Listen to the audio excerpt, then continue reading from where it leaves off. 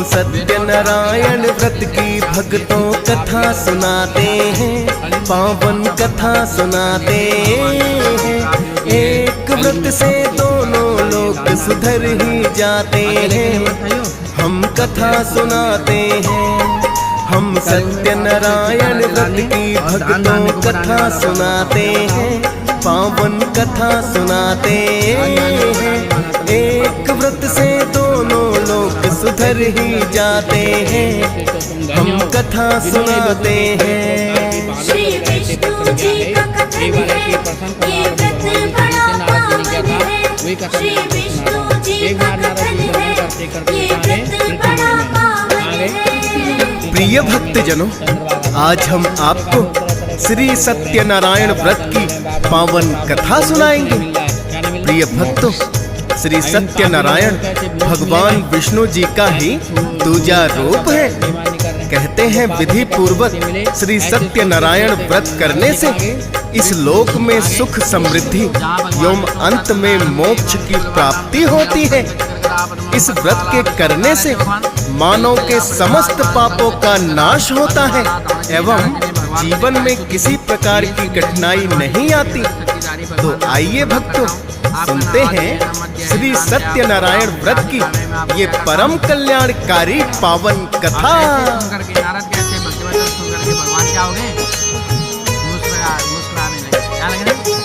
ऋषि मुनियों की तपोभूमि है नैमिषारण्य वन, जिसमें 88,000 मुनि करते थे हरि सिमरन। महर्षि सूत जी का आश्रम भी नैमिषारण्य वन में, ज्ञान प्राप्त करते थे मुनि सब जो इच्छा मन में। एक दिन सूत जी के आश्रम में ऋषि शौनक आए और सभी ऋषि मुनियों को भी अपने संग बुलाए। सौनकादि ऋषियों ने सूत जी से ये पूछा है, प्रबल हमारे मन में आज एक हुई बड़ी इच्छा है। क्या इच्छा है सूत जी उनसे पूछना चाहते हैं, पावन कथा सुनाते हैं। एक व्रत से दोनों लोग सुधर ही जाते हैं, हम कथा सुनाते हैं। श्री विष्णु जी का कथन है, ये व्रत बड़ा पावन है। श्री विष्णु जी का कथन है, ये व्रत बड़ा पावन है। प्रिय भक्तजनों, धर्म ग्रंथ या व्रत कथाओं में आपने सूत जी का नाम अवश्य ही सुना या पढ़ा होगा, जो कदाचित हिंदू धर्म के सबसे प्रसिद्ध वक्ता थे। सूत जी का वास्तविक नाम रोमहर्षण था, जो कि वेद व्यास जी के परम शिष्य थे। इनका नाम रोमहर्षण इसलिए पड़ा था क्योंकि इनका सत्संग पाकर श्रोताओं का रोम रोम हर्ष से भर जाता था। कहते हैं जब महर्षि वेद व्यास जी ने 18 महापुराणों की रचना की तो उनके मन में चिंता हुई कि इस ज्ञान को कैसे सहेजा जाए। उनके कई शिष्य थे, किंतु कोई भी उन सभी पुराणों को संपूर्ण रूप से आत्मसात नहीं कर पाए। जब सूत जी किशोरा अवस्था में पहुँचे तो एक योग्य गुरु की खोज करते हुए महर्षि वेद व्यास के पास पहुँचे। महर्षि वेद व्यास ने रोमहर्षण को अपने शिष्य के रूप में स्वीकार कर लिया। रोमहर्षण ने अपनी प्रतिभा से 18 पुराणों को कंठस्थ कर लिया।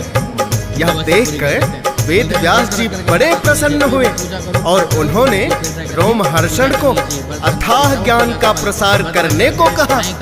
सूत जी ने ब्रह्मा जी की आज्ञा से नैमिषारण्य वन में अपना आश्रम बनाया। यहीं से वो ज्ञान प्रसार करने लगे। शौनकादि ऋषियों ने यहीं आकर सूत जी से मानव कल्याण के लिए प्रश्न किया था।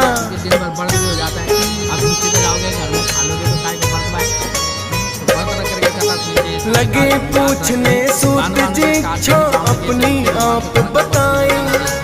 ऋषि शौनक ने प्रश्न किया जो सब मुनियों को लाए। कलयुग काल में विद्या रहित मानो हो जाएंगे। कहो सूत जी फिर कैसे मुक्ति को पाएंगे। सुनकर कहने लगे सूत जी उत्तम प्रश्न बड़ा है। यही प्रश्न मुनि नारद जी ने विष्णु जी से किया है। मुनि नारद को विष्णु जी ने इसका उपाय बताया और आपने भी आकर है वही प्रश्न दोहराया। वही दोहराऊंगा मैं जो विष्णु जी बताते हैं, पावन कथा सुनाते हैं। एक व्रत से दोनों लोक सुधर ही जाते हैं, हम कथा सुनाते हैं। श्री विष्णु जी का कथन है, ये व्रत बड़ा पावन है। श्री विष्णु जी का कथन है, ये व्रत बड़ा पावन है। प्रिय भक्तजनों, शौनकादि ऋषियों की बात सुनकर सूत जी बोले, हे वैष्णवों में पूज्य, आपने सभी प्राणियों के हित की बात पूछी है। मैं आपको एक ऐसा श्रेष्ठ व्रत बताऊंगा जिसके बारे में मुनि नारद जी को स्वयं लक्ष्मी नारायण जी ने बताया था। क्योंकि एक बार मुनि नारद अनेकों लोकों में विचरण करते हुए मृत्यु लोक आए। यहाँ उन्होंने अनेक योनियों में जन्मे प्रायः सभी मनुष्यों को अपने कर्मों द्वारा अनेक दुखों से पीड़ित देखा। उनका दुख देखकर नारद जी सोचने लगे कि कैसा यत्न किया जाए जिसके करने से निश्चित रूप से मानव के सभी दुखों का अंत हो जाए। इसी प्रकार मनन करते हुए वो विष्णु लोक आए और उन्होंने विष्णु जी से कहा, हे भगवान, आप अत्यंत शक्ति से संपन्न हैं। मन तथा वाणी भी आपको नहीं पा सकती। आपका आदि मध्य तथा अंत कुछ भी नहीं है। निर्गुण स्वरूप शक्ति के कारण भक्तों के दुखों को हरने वाले हैं। आपको मेरा नमस्कार है। नारद जी की स्तुति सुनकर विष्णु जी बोले, हे मुनि श्रेष्ठ, आपके मन में क्या प्रश्न है, निसंकोच मुझसे कहो। इतना सुनकर मुनि नारद कहने लगे, हे नाथ, आप मुझ पर दया रखते हैं तो बताइए कि मनुष्य थोड़े से प्रयास से ही दुखों से कैसे छुटकारा पा सकते हैं। इतना सुनकर श्री हरि विष्णु जी कहने लगे, हे मुनिवर, आप सदैव मानव का हित चाहते हैं, अतः मैं आपका ये प्रश्न सुनकर एक उत्तम व्रत के बारे में बताऊंगा।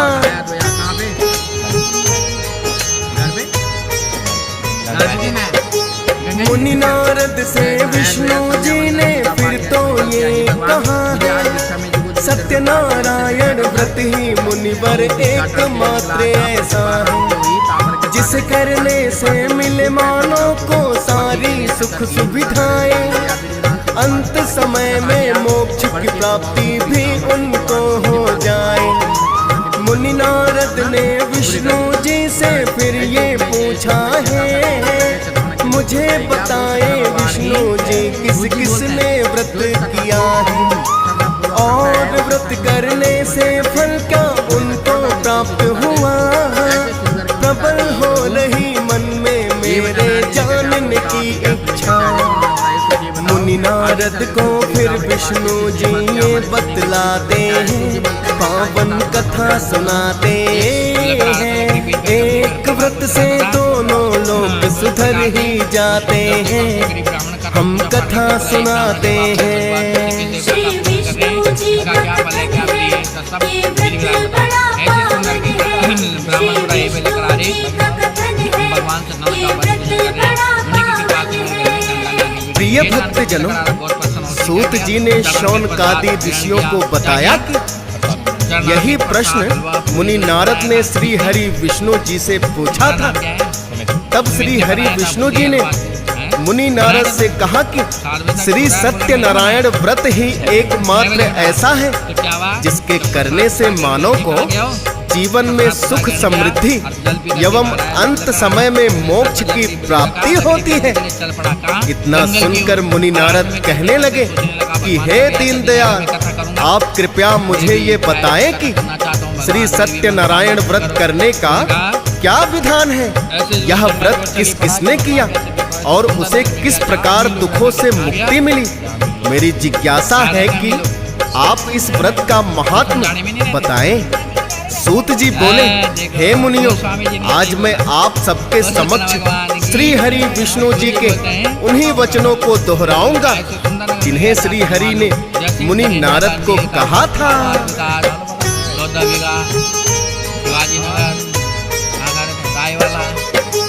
दुख और शोक को हरने वाला व्रत ये उत्तम है, विधि पूर्वक करते हो कर धर्म परायण है।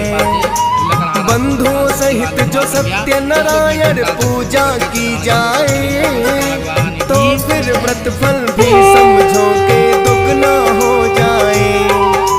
धूप दीप नैवेद्य से पूजन हरि का करना चाहिए। घी शक्कर गुड़ दूध के लफल इनको भोग लगाइए। यथाशक्ति ब्राह्मणों को भी करवाना भोजन है, और सारा दिन करना हरि का भजन कीर्तन है। करते हैं जो व्रत वो मन वांछित फल पाते हैं, पावन कथा सुनाते हैं। एक व्रत से दोनों लोग सुधर ही जाते हैं, हम कथा सुनाते हैं। श्री विष्णु जी का कथन है, ये व्रत बड़ा पावन है।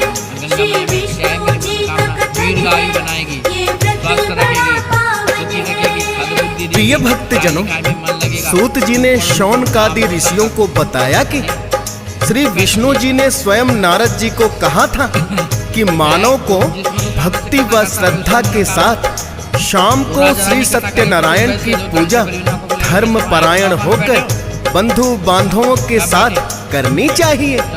भक्ति भाव से घी नैवेद्य, केले का फल, दूध और गेहूं का आटा सवाया ले, शक्कर तथा गुड़ लेकर सभी भक्षण योग्य पदार्थों को मिलाकर भगवान को भोग लगाएं।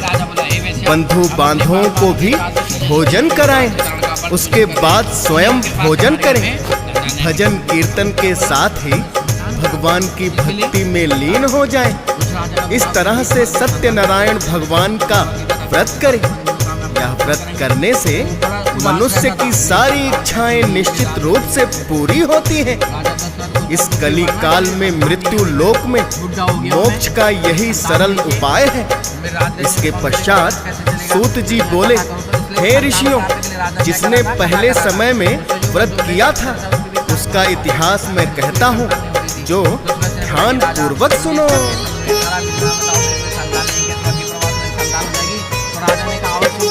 काशीपुरी नगरी में रहता था एक निर्धन ब्राह्मण।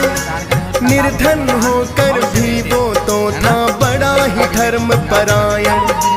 भूख प्यास से व्याकुल वो धरती पर भटक रहा। विष्णु जी को उस ब्राह्मण पर आई बड़ी दया। विष्णु जी ने वृद्ध ब्राह्मण वेश किया है धारण।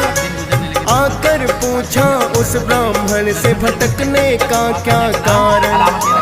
बोला ब्राह्मण, मैं हूँ निर्धन तब ही भटकता रहता। मांग मांग कर भिक्षा अपना गुजर बसर मैं करता। विष्णु जी फिर उसको एक उपाय बताते हैं, पावन कथा सुनाते हैं। एक व्रत से दोनों लोग सुधर ही जाते हैं, हम कथा सुनाते हैं। श्री विष्णु जी का कथन है, ये व्रत बड़ा पावन है। श्री विष्णु जी का कथन है, ये व्रत बड़ा पावन है। प्रिय भक्तजनों, सूत जी ने कहा कि विष्णु जी ने एक वृद्ध ब्राह्मण का वेश बनाकर उस निर्धन ब्राह्मण को बताया कि तुम विधि विधान से श्री सत्यनारायण व्रत करो, तुम्हारी सब कठिनाइयां दूर हो जाएंगी। और ये उपाय बताकर विष्णु जी अंतर ध्यान हो गए। ब्राह्मण मन ही मन सोचने लगा कि जिस व्रत को वृद्ध ब्राह्मण करने को कह गया है उसे मैं अवश्य करूंगा। यह निश्चय करने के बाद उसे रात को नींद भी नहीं आई और सवेरे उठकर सत्यनारायण भगवान के व्रत का निश्चय करके भिक्षा के लिए चला गया। उस दिन निर्धन ब्राह्मण को भिक्षा में बहुत सा धन मिला, जिससे उसने बंधु बांधवों के साथ मिलकर श्री सत्यनारायण का व्रत संपन्न किया। भगवान सत्यनारायण का व्रत संपन्न करने के बाद निर्धन ब्राह्मण सभी दुखों से छूट गया और अनेक प्रकार की संपत्तियों से युक्त हो गया। इसके पश्चात वह ब्राह्मण हर माह इस व्रत को करने लगा। इस तरह से श्री सत्यनारायण भगवान के व्रत को जो भी मनुष्य करेगा वो सभी प्रकार के पापों से छूटकर मोक्ष को प्राप्त होगा एवं सभी दुखों से मुक्ति मिल जाएगी। सूत जी कहने लगे, इस तरह नारद जी से विष्णु जी ने स्वयं कहा था। ये सुनकर शौनकादि ऋषियों ने सूत जी से पूछा, हे सूत जी, उस विप्र से सुनकर और किस किस ने इस व्रत को किया, हम इस बात को सुनना चाहते हैं। इसके लिए हमारे मन में श्रद्धा भाव है। तो सूत जी कहने लगे, एक बार वही ब्राह्मण धन व ऐश्वर्य के अनुसार बंधु बांधवों के साथ व्रत करने को तैयार हुआ था।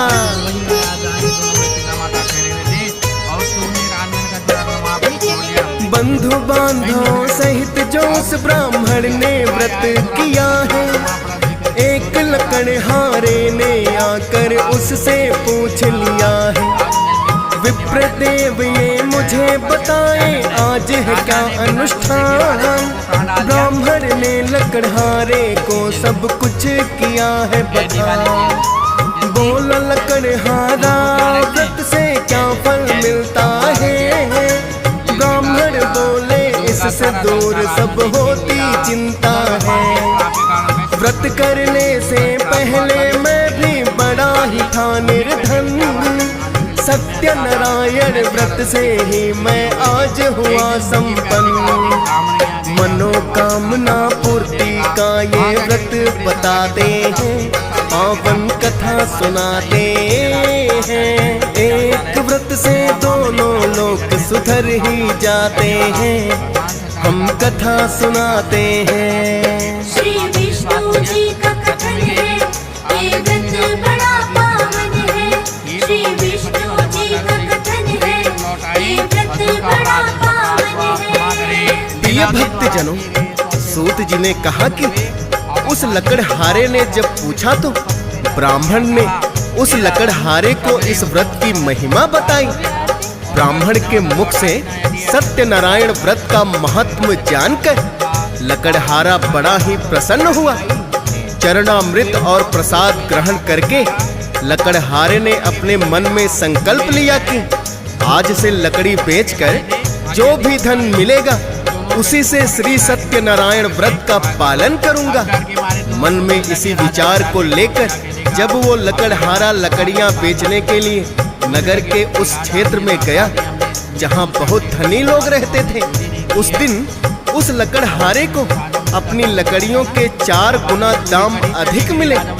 लकड़हारा प्रसन्नता के साथ धन लेकर केले, शक्कर, घी, दूध, दही और गेहूं का आटा लेकर आया। फिर उसने बंधु बांधवों सहित श्री सत्यनारायण भगवान की पूजा एवं व्रत किया। इस व्रत के प्रभाव से वह बूढ़ा लकड़हारा संसार के समस्त सुख भोगता हुआ अंतकाल में वैकुंठ धाम को चला गया। सूत जी बोले, अब मैं आगे की कथा भी कहता हूँ, आप सभी इसी प्रकार ध्यान पूर्वक श्रवण करें।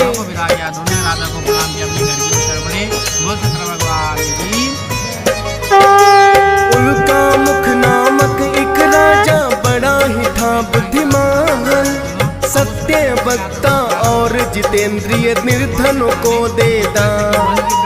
कमल मुखी पत्नी थी उसकी सती साध्वी नारी, धर्म परायण नारायण थी वो भी और नित्य ही आज्ञाकारी। भद्रशिला नदी के तट पर एक दिन राजा आया और साथ में अपनी पत्नी को भी वो लाया। दोनों ने मिलकर के सत्यनारायण व्रत किया है, क्योंकि पुत्र प्राप्ति की हुई उनकी इच्छा है। उसी समय एक वैश्य व्यापारी तट पर आते हैं, पावन कथा सुनाते हैं। एक व्रत से दोनों लोग सुधर ही जाते हैं, हम कथा सुनाते हैं। श्री विष्णु जी का कथन है, ये व्रत बड़ा पावन है। श्री विष्णु जी का कथन है, ये व्रत बड़ा पावन है। प्रिय भक्तजनों, सूत जी ने कहा कि राजा उल्कामुख ने अपनी रानी सहित भद्राशिला नदी के तट पर आकर व्रत संपन्न किया। उसी समय साधु नामक एक व्यापारी वहां आया और भक्ति भाव से पूर्ण होकर पूछने लगा, हे राजन, आप क्या कर रहे हैं? मैं सुनने की इच्छा रखता हूँ। साधु की बात सुनकर राजा उल्कामुख बोला, हे साधु, अपने बंधु बांधवों और रानी सहित पुत्र प्राप्ति के लिए मैं श्री सत्यनारायण व्रत कर रहा हूँ। राजा के वचन सुनकर साधु आदर सहित बोला, हे राजन, मुझे इस व्रत का सारा विधान कहिए।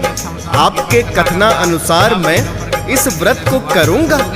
मेरी भी कोई संतान नहीं है और इस व्रत के करने से निश्चित रूप से मुझे संतान की प्राप्ति होगी। तब राजा उल्कामुख ने साधु नाम के उस व्यापारी को व्रत करने का सारा विधान बताया। राजा के मुख से व्रत का विधान जानकर अपने व्यापार से निवृत्त होकर वो अपने घर आ गया। साधु ने घर आकर अपनी पत्नी लीलावती को कहा कि आज मैं राजा उल्कामुख से श्री सत्यनारायण व्रत का विधान सुनकर आया हूँ, और यदि हमें भी संतान की प्राप्ति हो गई तब मैं इस व्रत को करूँगा। इतना सुनकर साधु की पत्नी बड़ी प्रसन्न हुई।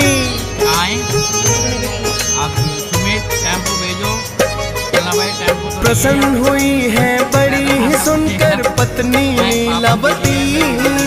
कुछ ही दिनों में हो गई है फिर तो वो गर्भवती। उनके घर में फिर एक सुंदर कन्या ने जन्म लिया। पति पत्नी ने कलावती है जिसको नाम दिया। लीलावती ने अपने पति को याद दिलाया है, सत्यनारायण व्रत करने का अब तो समय आया है। साधु कहने लगा कि मुझको भी सब कुछ है यार, लेकिन मैं व्रत करूंगा पुत्री की शादी के बाद। धीरे धीरे वर्ष अनेकों बीत ही जाते हैं, पावन कथा सुनाते हैं। एक व्रत से दोनों लोग सुधर ही जाते हैं, हम कथा सुनाते हैं। श्री विष्णु जी का कथन है, ये व्रत बड़ा पावन है। श्री विष्णु जी का कथन है, ये व्रत बड़ा पावन है। प्रिय भक्तजनों, सूत जी बोले कि साधु को जब उसकी पत्नी ने पुत्री के जन्म के पश्चात याद दिलाया तो साधु कहने लगा कि हाँ, मुझे सब कुछ याद है, लेकिन मैं श्री सत्यनारायण का व्रत कलावती की शादी के पश्चात करूंगा। इस प्रकार अनेकों वर्ष बीत गए। अब कलावती विवाह योग्य हो गई थी, तो साधु ने कंचन नगर में एक सुयोग्य वणिक पुत्र को देखकर अपनी पुत्री का विवाह बड़ी धूमधाम से कर दिया और दामाद के साथ ही मिलकर व्यापार भी करने लगा। लेकिन दुर्भाग्य से साधु ने अब भी श्री सत्यनारायण भगवान का व्रत नहीं किया।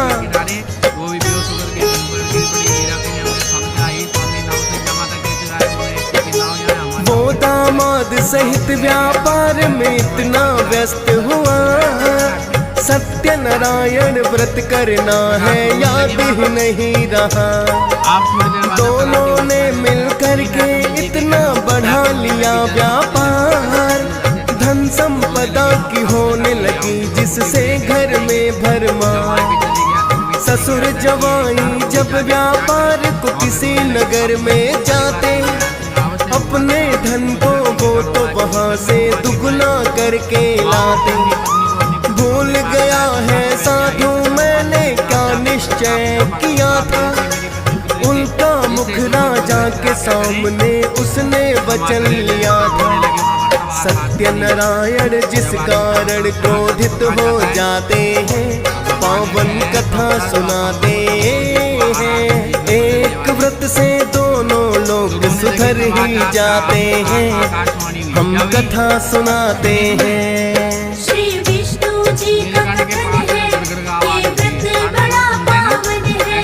श्री विष्णु जी का कथन है, ये व्रत बड़ा पावन है। प्रिय भक्तजनों, सूत जी बोले कि साधु व्यापारी राजा उल्कामुख के सामने लिए हुए वचन को भूल गया, जिस कारण सत्यनारायण भगवान क्रोधित हो गए और श्राप दे दिया कि साधु को अत्यधिक दुख प्राप्त हो। अपने व्यापार में व्यस्त साधु और उसका दामाद एक दिन रत्नासारपुर नामक नगरी में आए, जहां राजा चंद्रकेतु का राज था। व्यापार करते हुए जब उनको शाम हो गई तो एक धर्मशाला देखकर दोनों विश्राम करने लगे, क्योंकि श्री सत्यनारायण भगवान ने साधु को श्राप दे दिया था, जिसके प्रभाव से उसी दिन एक चोर राजा चंद्रकेतु के खजाने से धन चुराकर भाग गया। जब सिपाहियों ने उसका पीछा किया तो वो चोर अपने चुराए हुए धन को साधु और उसके दामाद के निकट फेंक कर चला गया। जब राजा के सिपाही आए तो उन्होंने साधु और उसके दामाद को चोर समझकर पकड़ लिया और राजा के समक्ष पेश किया। राजा चंद्रकेतु ने उन्हें कारागार में डाल दिया। इधर साधु की पत्नी लीलावती और उसकी पुत्री कलावती अनेकों दिनों तक उनके न लौटने पर बड़ी ही चिंतित हुई।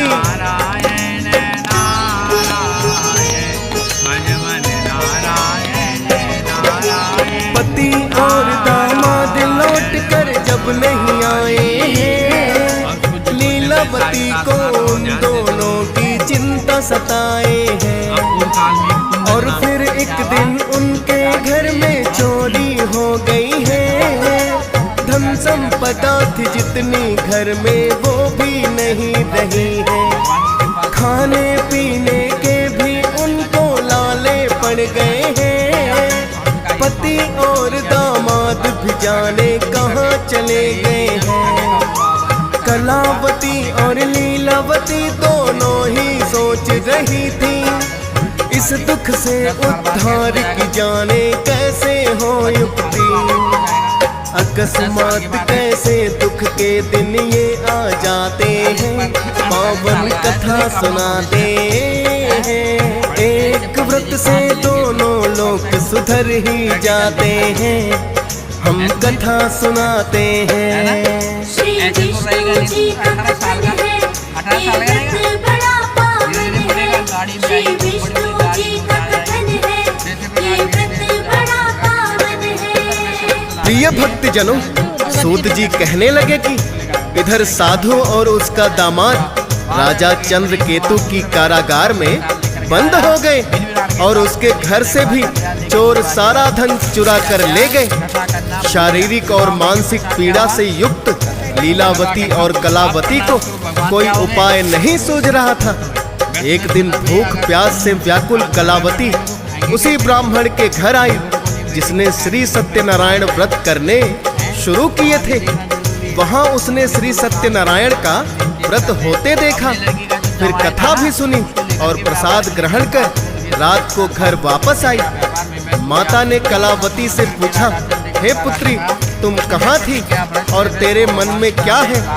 कलावती ने अपनी माता से कहा, हे माता, मैंने एक ब्राह्मण के घर श्री सत्यनारायण का व्रत होते देखा है। कन्या के वचन सुनकर लीलावती भगवान के पूजन की तैयारी करने लगी। लीलावती ने बंधु बांधवों सहित श्री सत्यनारायण भगवान का पूजन किया और वर मांगा कि मेरे पति एवं जमाई शीघ्र ही घर आ जाए और मेरे पति का जो भी अपराध है उसे क्षमा करें।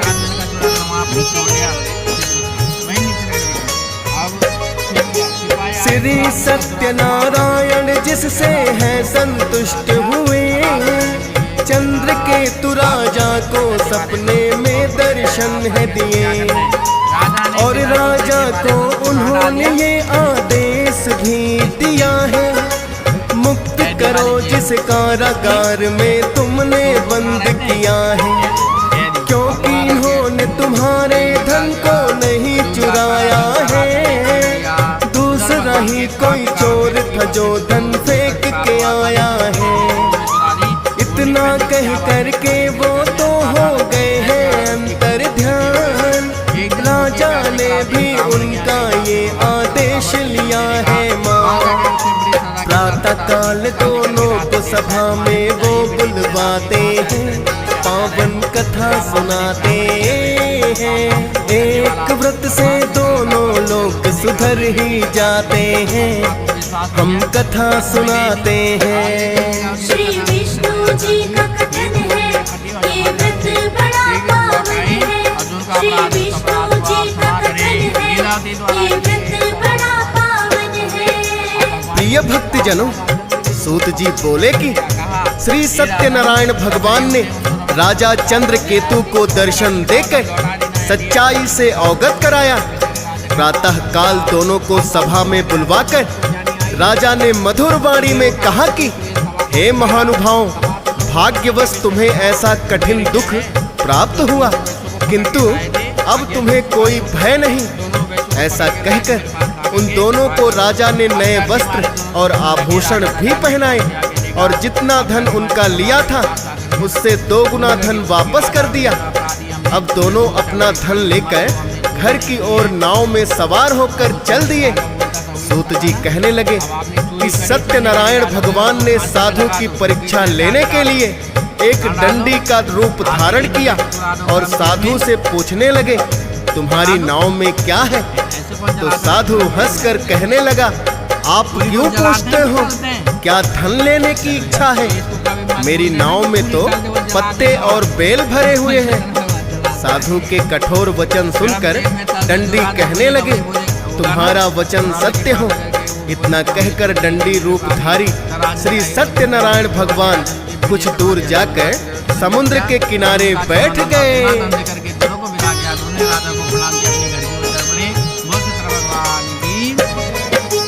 करके सागर पार किनारे जब साधु आया, बेल और पत्तों से भरा हुआ ही नौका को पाया। जितना धन एकत्रित किया था बन गए पत्ते बेल, साधु समझ न पाया अपनी किस्मत का ये खेल। देख देख नौका की ओर वो दुखी हो रहा है, फिर उसके दामाद ने आकर साधु से कहा है, आपने पत्ते बेल बता दिए, डंडी ने दिया साथ, क्षमा याचना करनी चाहिए, कर सकते हैं माँ। फिर दोनों चलकर डंडी के पास में आते हैं, पावन कथा सुनाते हैं। एक व्रत से दोनों लोग सुधर ही जाते हैं, हम कथा सुनाते हैं। श्री विष्णु जी का कथन है, ये व्रत बड़ा पावन है। श्री विष्णु जी का कथन है, ये व्रत बड़ा पावन है। प्रिय भक्तजनों, सूत जी बोले कि अपने दामाद की बात सुनकर साधु दामाद सहित डंडी के पास जाकर क्षमा याचना करने लगा और अत्यंत भक्ति भाव से प्रणाम करके बोला, मैंने आपसे जो जो असत्य वचन कहे थे उनके लिए मुझे क्षमा कर दे। ऐसा कहकर महान शोकातुर होकर साधु रोने लगा। तब डंडी रूपधारी भगवान बोले, मेरी आज्ञा से बार बार तुम्हें दुख प्राप्त हुआ, तू मेरी पूजा से विमुख हुआ। तो साधु कहने लगा, हे भगवान, आपकी माया से ब्रह्मादि देवता भी आपके रूप को नहीं जान पाए, तब मैं अज्ञानी कैसे जान सकता हूँ। आप मुझ पर प्रसन्न होइए। अब मैं सामर्थ्य के अनुसार आपकी पूजा करूँगा। आप मेरी रक्षा करें और पहले के समान नौका में धन भर दें। साधु व्यापारी के भक्ति पूर्वक वचन सुनकर भगवान प्रसन्न हो गए और उसकी इच्छा अनुसार वर देकर अंतर्धान हो गए। अब दोनों ससुर और दामाद अपना धन लेकर अन्य साथियों के साथ सत्यनारायण भगवान का पूजन करने लगे। जब नगर के नजदीक पहुँचे तो दूत ने जाकर घर पर सूचना दे दी। उस समय लीलावती सत्यनारायण भगवान का पूजन कर रही थी। उसने प्रसाद ग्रहण किया और पुत्री कलावती से कहा कि मैं अपने पति के दर्शन के लिए जाती हूँ, तुम भी प्रसाद ग्रहण करके शीघ्र आ जाना। माता के ऐसे वचन सुनकर कलावती जल्दी में प्रसाद छोड़कर अपने पति के पास चली गई। प्रसाद की अवज्ञा के कारण भगवान रुष्ट हो गए और नाव सहित उसके पति को पानी में डुबो दिया। कलावती अपने पति को ना पाकर रोती हुई जमीन पर गिर पड़ी।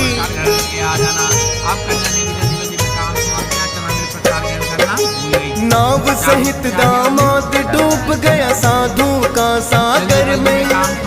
इतना देखकर पुत्री उसकी लगी रुदन करने। हाथ जोड़कर साधु हरि से करने लगा विनती, क्षमा करे हे भगवान मेरी पुत्री की गलती। साधु की विनती सुन करके हुई आकाशवाणी, तेरी पुत्री ने माँ की आज्ञा क्यों कि नहीं मानी। और कर दिया उसने तो प्रसाद का भी अपमान, जिसके कारण इसके पति की संकट में है जान। साधु फिर अपनी पुत्री को यही बताते हैं, पावन कथा सुनाते हैं। एक व्रत से दोनों लोग सुधर ही जाते हैं, हम कथा सुनाते हैं। श्री विष्णु जी का कथन है, ये व्रत बड़ा पावन है। श्री विष्णु जी का कथन है, ये व्रत बड़ा पावन है। प्रिय भक्तजनों, सूत जी कहने लगे कि कलावती को साधु नामक उस व्यापारी ने बताया कि हे पुत्री, तुमने अपने पति से मिलने की इच्छा में सत्यनारायण भगवान के प्रसाद का अपमान कर दिया, जिसके कारण तुम्हें ये दुख हुआ। अति शीघ्र जाओ और भगवान सत्यनारायण से क्षमा याचना करके प्रसाद ग्रहण करो। कलावती ने वैसा ही किया। ज्यों ही कलावती प्रसाद ग्रहण करके लौटी, सागर में बहुत ऊंची ऊंची लहरें उठने लगी और लहरों के साथ उसका पति नाव सहित किनारे पर आकर लग गया, जिससे कलावती, उसकी माता लीलावती और साधु व्यापारी सभी बड़े प्रसन्न हुए और श्री सत्यनारायण भगवान को प्रणाम किया। इसके पश्चात नित्य नियम से साधु बंधु बांधवों सहित श्री सत्यनारायण व्रत करने लगा और इस लोक में सभी सुख भोगने के पश्चात अंत में स्वर्ग लोक को गया।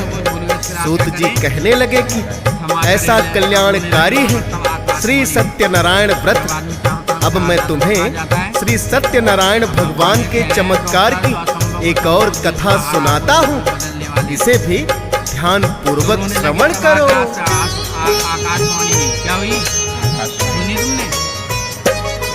प्राचीन काल में तुंगध्वज नामक राजा हुआ करता, पुत्र के जैसे जो अपनी प्रजा का पालन करता।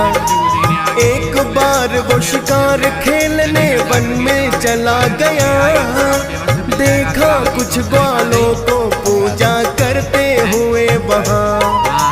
अभिमान बस राजा उनके निकट नहीं गया और ना ही उन ग्वालों से उसने प्रसाद लिया। जो ही नगर में राजा वन से वापस आया है, उजड़ी हुई अपनी सारी नगरी को पाया है। श्री सत्यनारायण क्योंकि रुष्ट हो जाते हैं, पावन कथा सुनाते हैं। एक व्रत से दोनों लोग सुधर ही जाते हैं, हम कथा सुनाते हैं। श्री विष्णु जी का कथन है, ये व्रत बड़ा पावन है। श्री विष्णु जी का कथन है, ये व्रत बड़ा पावन है। प्रिय भक्त जनों, सूत जी बोले, राजा तुंगध्वज द्वारा प्रसाद का अपमान करने से सत्यनारायण भगवान रुष्ट हो गए। जब राजा शिकार करके वापस लौटा तो उसने अपनी सारी ही नगरी को उजड़ा हुआ पाया। राजा तुंगध्वज समझ गया कि ये मेरे अभिमान के कारण हुआ, जो मैंने श्री सत्यनारायण भगवान के प्रसाद का अपमान कर दिया। तत्काल ही राजा लौटकर वन में गया और विधि पूर्वक पूजा करके उन ग्वालों से प्रसाद ग्रहण किया एवं मन में निश्चय किया कि मैं भी विधि पूर्वक श्री सत्यनारायण भगवान की पूजा एवं व्रत करूंगा। प्रसाद ग्रहण और पूजा पाठ करने के पश्चात जब राजा नगरी में लौटा तो सारी नगरी को सकुशल पाया। उसके पश्चात राजा तुंगध्वज भी बंधु बांधवों सहित श्री सत्यनारायण भगवान का व्रत करने लगे और दीर्घ काल तक सभी सुखों को भोगने के पश्चात अंत में स्वर्ग लोक को गए। भक्तों, जो मनुष्य इस परम दुर्लभ व्रत को करेगा, भगवान सत्यनारायण की अनुकंपा से धन्य धान्य की प्राप्ति होगी। इस व्रत से निर्धन भी धनी हो जाता है और भय मुक्त जीवन जीता है। संतानहीन मनुष्य को संतान का सुख मिलता है और सारे मनोरथ पूर्ण होते हैं तथा मानव अंत काल में वैकुंठ को जाता है। सूत जी कहने लगे, मैंने आपको सत्यनारायण व्रत की महिमा बताई कि किस किस ने व्रत किया। अब तुम्हें इन सभी का अगला जन्म कहाँ हुआ वो बताता हूँ, जो ध्यान पूर्वक सुनो।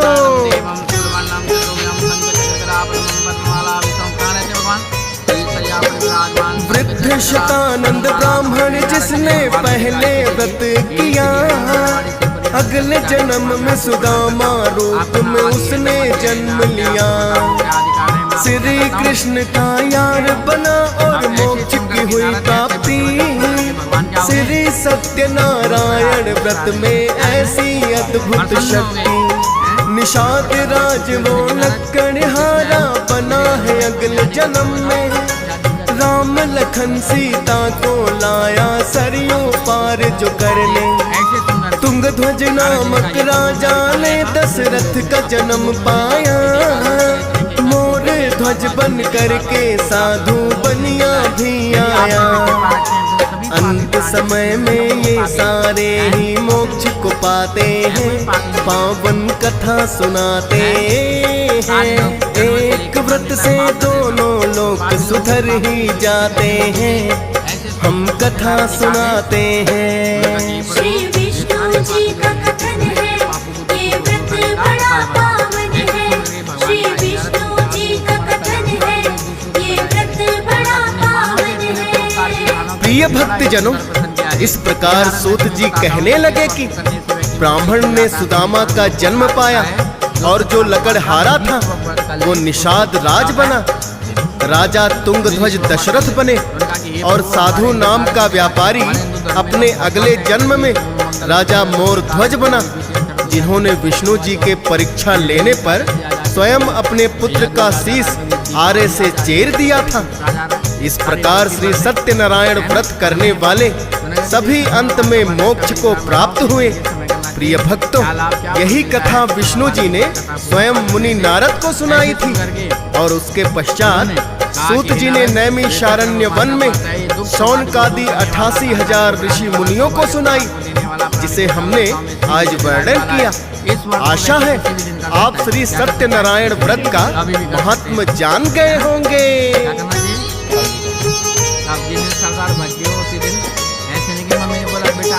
बंधु बांधवों सहित व्रत ये जो भी करता है, मन वांछित फल उन भक्तों को निश्चित ही मिलता है।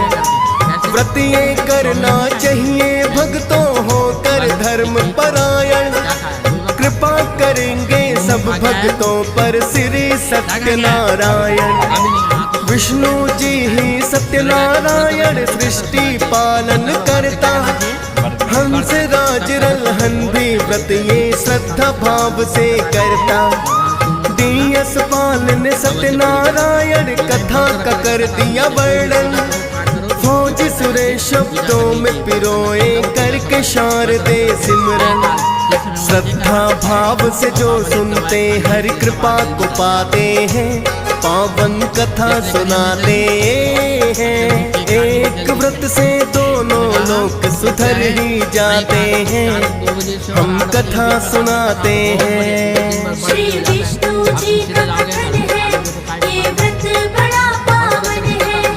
श्री विष्णु जी का कथन है, ये व्रत बड़ा पावन है।